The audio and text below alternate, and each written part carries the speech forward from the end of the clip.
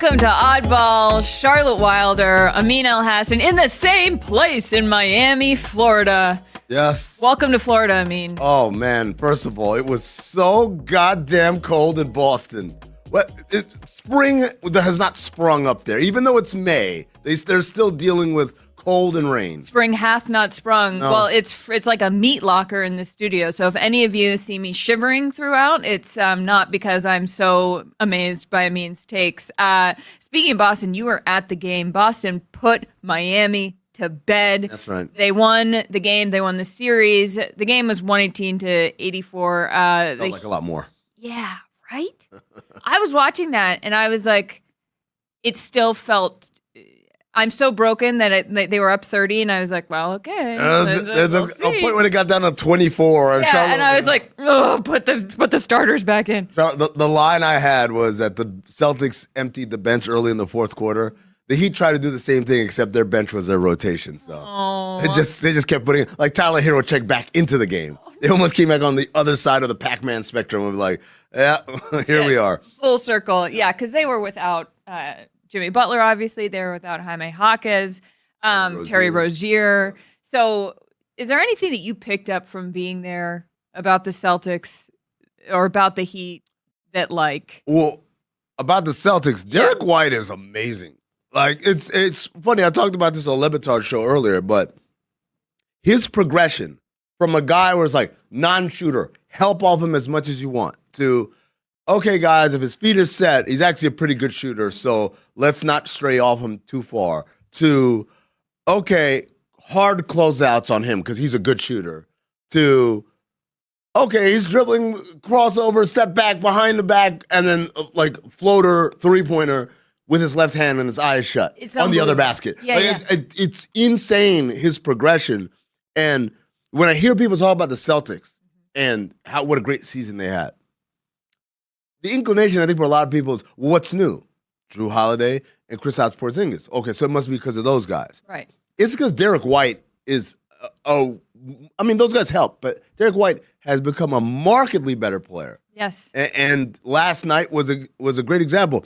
Tatum didn't give the Heat problems. Jaylen Brown didn't give the Heat problems. Those guys played well. They had problems because they could not stop Derrick White. And any time before it got crazy, that it was like, okay, let's try and cut this, make it manageable, bites, how you do when you're down big. Derrick White would always answer with a shot. He also, after the game, he was very humble about it. He was like, well, they were really guarding JT and JB, so I took over. But to me, I mean, this is like, this is another emerging threat. Like, of course, we're talking about Porzingis being hurt. Derrick White, we should have seen this coming. Game 6, Miami Celtics, Eastern Conference Finals. He hit that remarkable shot at the buzzer. He has that ability to just show up when they need him. Yeah, but I think, like, even that's like, scrappy guy, doesn't quit on the play, et cetera, et cetera. What he's done in this series is like, that's an all-star. Yeah. That's not a role player who's having a good series. In many ways, I imagine this is what Caleb Martin looked like to Celtics fans last year during Game 7. It's like, but the difference is, like, wait a second. Yeah, like, what's happening Where'd you here? come from? This isn't, oh my God, the role player is hitting every shot. It's like, he's creating things off the dribble that I did not know was a part of his repertoire, and kudos to Celtics player development for helping him get better, and kudos to him for getting better. I want to go to something that Coach Eric Spoelstra of the Miami Heat said after this game. I don't even have to tell you. I can just show you. We're not going to put this on the fact that we've had some injuries. Let's not take anything away from Boston. And they probably had something, to motivate them even more against us. But they played at a high level, and they will probably, I will not watch 1 minute of their games, but they'll probably do this, to several teams. All right, I want to play a mini little game of lie detector. Is he telling the truth? Is Spo not going to watch a second of Celtics basketball after this? No, he's absolutely lying. Yeah. He's absolutely lying. Right? He's going to watch all of it. Yo, Spo, you don't have a life, man. Stop lying to these people acting like you got a life and interests and feelings and stuff. You are a robot designed only to process basketball and devise schemes of loopholes and things like that. He's definitely He's watching. planning for next year already. Of course he is. Oh my God. What do you think he's gonna do? He's gonna go catch up on Shogun on Hulu? No, it's Eric Spoelstra. Well, the next games that Spoelstra will not, wink, wink, be watching are going to be without Porzingis. Yes. Assuming they make it through that to the Eastern Conference Finals, Porzingis might be back. Speaking of the Eastern Conference Finals, at Knicks shoot-around a few days ago, someone reported, a Sixers writer, that there was a Knicks-Celtics scoreboard above the Jumbotron, as if to say that the Knicks were perhaps thinking they might end up facing these guys. Right. Is this the big, that's a big jinx? What's happening? I mean, what? I get so disappointed by people not understanding how things happen or why things happen. They just see things and they jump for it. The scoreboard before a game, they run different things on it just to test it out. This isn't the scoreboard operator said, you know these conference finals about to happen. This isn't Jim Dolan. Look, I'm no stranger to making fun of Jim Dolan and the Knicks, but this isn't that. It's just literally the guy running the scoreboard just throwing stuff up there to make sure it works properly. You'd be proud of me because someone sent this to me and I said, oh, they're probably just running through things to make sure it works. I've learned something. But the crazy thing is, Charlotte, that people don't. I mean, no one ever stops and says, hold on, is there a logical explanation for this? They just want to lose their damn mind. And you know what? Fans are fans. Okay. Fans are allowed to be fans, right? The fan is short for fanatic. But when it's media outlets doing it, I'm like, what are you doing? What are you talking about? I'm hinting at this Clippers thing, right? So it goes viral yesterday. It's a billboard outside of crypto that says flights from Dallas to Cancun starting at $69 or whatever it was, right? Oh my God, the Clippers are talking trash, da-da-da. They put that outside of crypto. Insinuating that there are flights to Cancun for when the Mavericks lose, right? And I heard about this tweet before I saw it. And the first thing I told our producers was, that doesn't make sense because I know the official airline of the Clippers is American Airlines, but the official airline of the Mavericks is American Airlines. Why would American Airlines piss off one account so that the other account can get a laugh? That doesn't make any sense. So then the next red flag comes up. Oh, it wasn't American Airlines. It was something called Skyscanner, whatever. So I'm like, all right. What is that? It's like a kayak website, like a knockoff, a paddle boat? Yeah, exactly. But I'm like, they're not a Clippers sponsor. I'm just thinking of Clipper games I've been to and watched. I think that would have come up, and I don't think that's the type of company that has that kind of marketing budget. Right. So then I see the picture, and I'm looking at the picture. If we could put it back on the screen, please.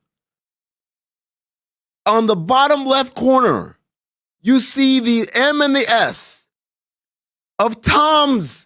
What is Tom's? Tom's is like a chain restaurant, and they've got one at LA Live.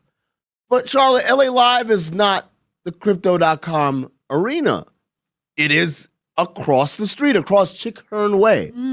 That building is facing, is what Magic Johnson's statue is pointing to. Oh, Never been outside of crypto. Yeah, are you kidding me? We did a statue tour of me. So I'm like, that's not them. That has nothing to do with them. This is just clever marketing, I would say, from Scanner, still don't know your name, right? Unless you want to sponsor us, in which case, hey, man. In which case, we will not only know your name, we will say it. So I'm like, all right, that's silly. And it goes viral, and it's silly. But then ESPN's NBA account tweets it out. And you know what the irony is of that? What? Beyond that you are a news organization that you should probably do an ounce of energy burning, calorie burning to figure out, wait, is this real? Before you just run with it like a little child, like, oh, look what I created. The irony of this all, that billboard, which is above Tom's Diner, is attached to the building that houses ESPN's LA studios. That is their building. Or they rent. It's not they lease. Oh, that deflated. But that's the building they're housed in. Literally anybody who works there, because I used to work there, who's going to a Laker, Clipper, LA Kings game or concert, must walk past that. What are you trying to say? I'm trying to say, burn a fucking calorie. Stick your head out the window and be like, oh no, that's our building. That's not crypto. Instead of just being a little kid, giddy, to get some clicks. You're ESPN for crying out loud. You have no purpose for trying to go viral. You're not some small social media account dude that gets a check from Elon Musk for getting a certain number of views or whatever. You are a multi-billion, the worldwide leader in sports. The worldwide leader in sports gives a fuck about a retweet or a like. Grow up. So the Mavs-Clippers game, in other news, Clippers went on to suffer the worst postseason loss in their franchise history. I mean, the Mavs are now up 3-2 in the series.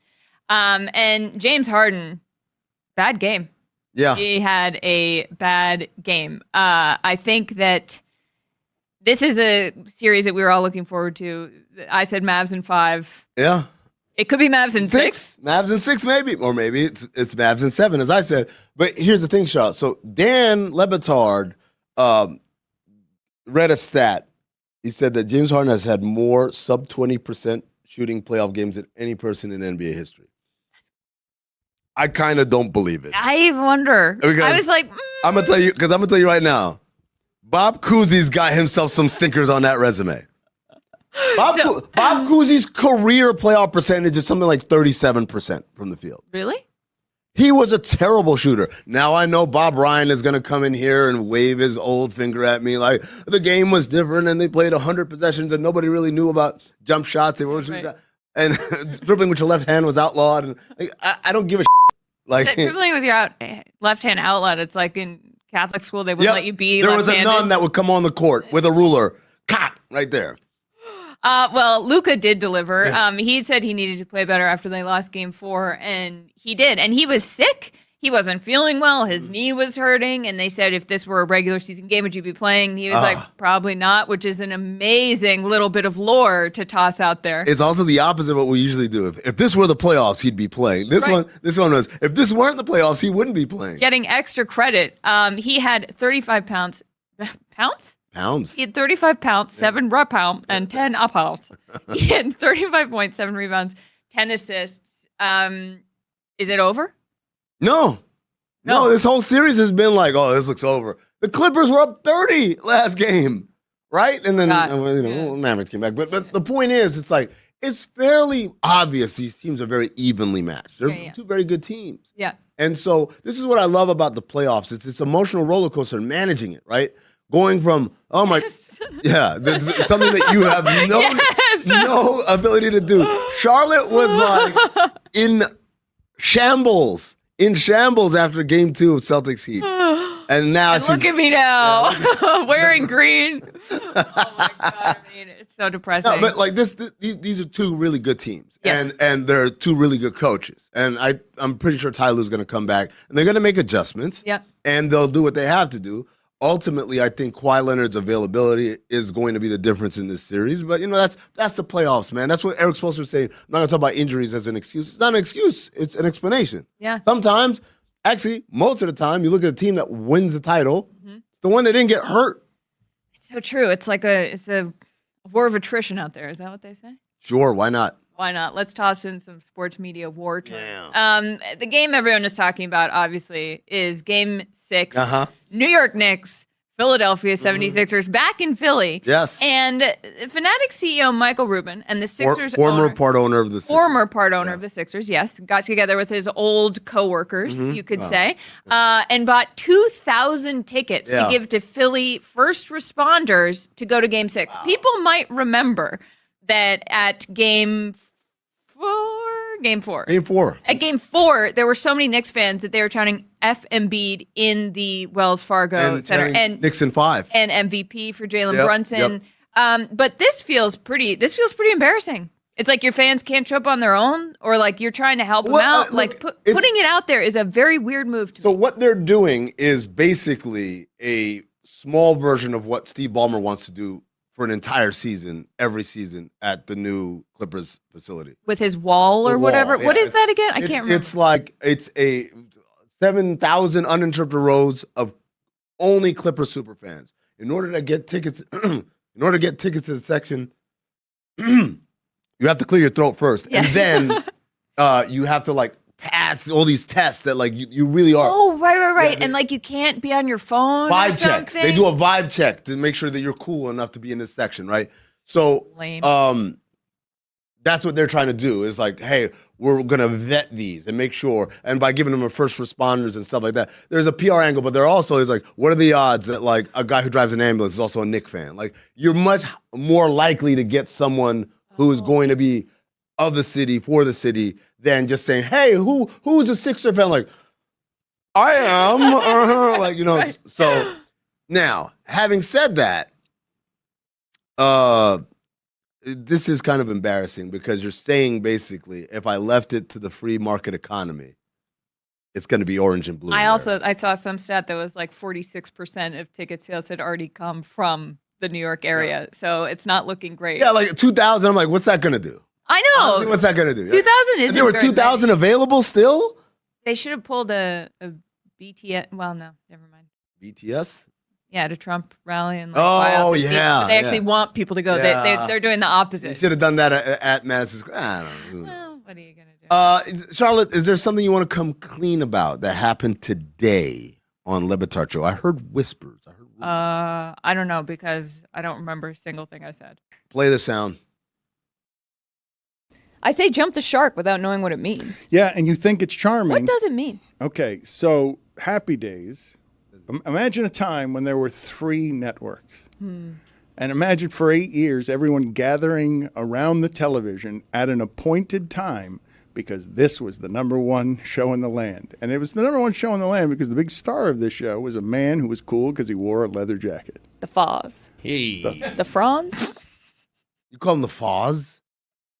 You called him the Foz? I called him the Foz, then I called him the Franz because I couldn't remember. It's Henry Fonz? Winkler. I know who it is, everybody. It's Henry Winkler. He's the Fonz, right? The Foz is Fozzie Bear. Yes, and the Franz is a French Henry Winkler doing Happy Days. Is it, or is it like Franz Wagner?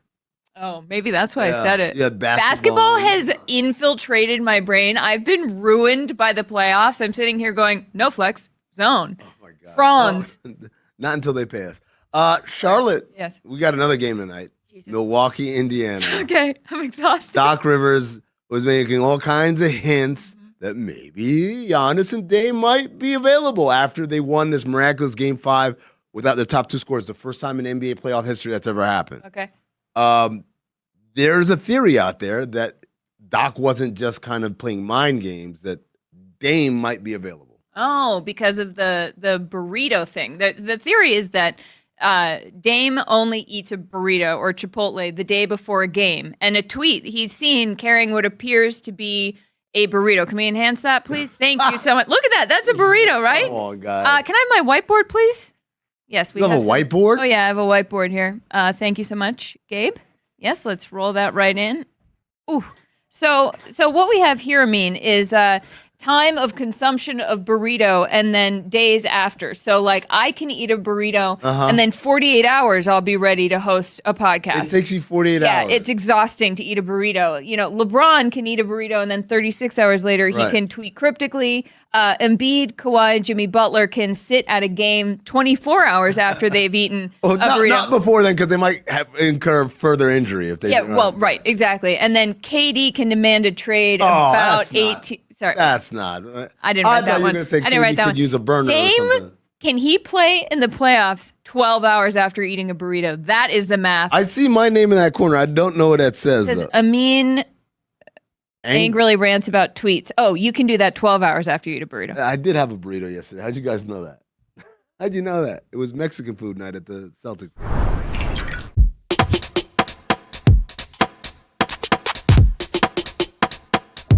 All right, well, it's been real, Miami Heat. Like many others who visit Miami for bachelorettes, say, and have a slow start, peak too early, realize you were too old, and left injured. We are here in Miami to send the Heat off in style using local landmarks. This is called Adios Heat. Who is this person? Me? Yes. What? Where is this bravado coming from? What? Is it good?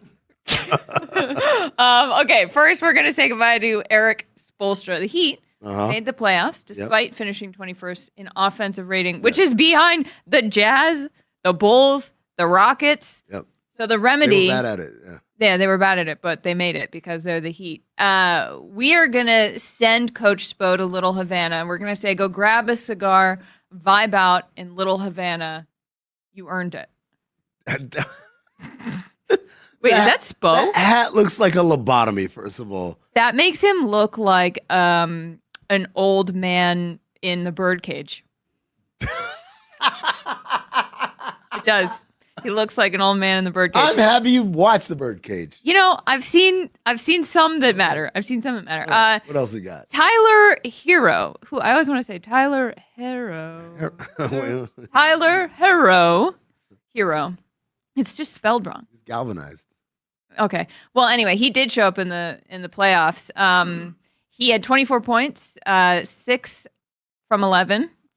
of 11 from 3. That had to have been another game, not the game I watched last night. No, not last night, but in one of them. The remedy for Tyler Hero is 11. Oh.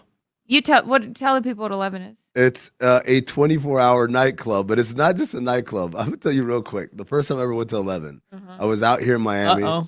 I was with an agent, an NBA agent, and we were out drinking, and then like the place we were at closed. He's like, come on, I know another place. Like, it's like 4 a.m. What else is open? It's just, we go to 11. I go there, and there's a line outside, and it's like, oh, wow, this is crazy. I walk inside. We go to the bar. We have a couple of drinks, and I'm looking around, and I see, wow, that woman doesn't have a lot of clothes on. But I'm like, that's Miami. Like, people dress a little whatever. Then I see, like, some go-go dancers, and the girls are out, and I'm like, well, they got go-go dancers, man. Like, go-go dancers, sometimes they make them wear weird stuff or whatever. Then I see another girl sitting on a guy's lap, and I'm like, wow, they're being very affectionate. So you didn't know it was a strip club? Until I saw money being exchanged. Like, wait a second, is this a strip club? It is, and it isn't. I don't know. It's 11. It's amazing though. If you're ever in Miami, go to 11. I've never been because I look like this. I'll take you. So, we could go right now for lunch. Well, I think, yeah, I don't know. What do we have for Jimmy Butler? He tore his MCL versus Sixers on April 18th. Yep. Still played 3 more quarters. That's tough. After the tear. That's really tough. So he has to go sit on South Beach, brainstorm ideas for his next media day hairstyle. Oh, man. He's running out of stuff to do. No, he's not. I've had this conversation with people in this camp. Oh, really? They've got ideas? Yes. There were ideas that were not able to be executed last year on time, so that's why they went with the emo look. I absolutely love it. Charlotte, like I said, you've been uncommonly kind of wisecracky and very confident. I'm not used to this. You're trying to be polite, but in reality, like I think you were kind of rude to everyone around here, right? Oh, why? You were What? just acting like a jerk. I've been really nice. Well, I reviewed the security footage, and everyone take a look, please. What is this? Surveillance state? Yep, there's Charlotte. She's walking. What is that in your hand? Oh, well, that's a cup that says, I'm pretty sure you can read. It's Heat Tears. Poor Chris Cody's walking by. He's sad. His season's over. Well, And you're just there. Look at that. Why do you have a cup that says that, by the way? because I commit to the bit. I mean, why wouldn't I have a cup that says that? You lost. Heat. Go home, loser fans. Who is this person? I have range. I contain multitudes. People underestimate me. I've not seen confident sports fan Charlotte. I've never seen that. Well, say hello to my little friend. Say hello to me. I'm my own little friend. I think that's going to do it for the show today. Thanks for watching, everybody. Yeah, we're done. We got to go. You just... There it is. I brought the shame back out of her. I like the idea that it's just a momentary lapse. Felt it. What a rush. I feel alive. Riding that wave of emotion that is the playoff. Thanks for watching Oddball. doom. Wait, hold on. Because you got to do this. This is what the singers do. And on the other hand, you have to go.